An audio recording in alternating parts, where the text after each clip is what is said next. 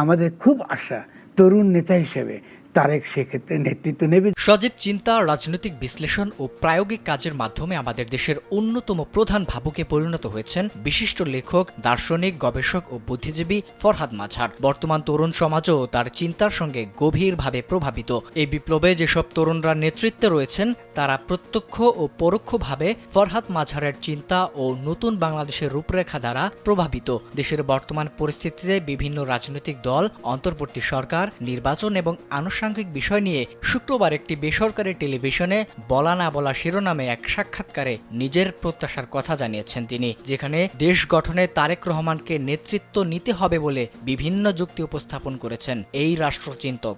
সাক্ষী হিসেবে বাংলাদেশকে নতুন করে গঠন করতে হবে। বেসরকারি টেলিভিশনে দেওয়া সেই সাক্ষাৎকারে এক পর্যায়ে তারেক রহমানের নেতৃত্ব নিয়ে আলোচনা করতে গিয়ে তিনি বলেন, বাংলাদেশকে নতুন করে গঠন করতে হবে, এটা আসবে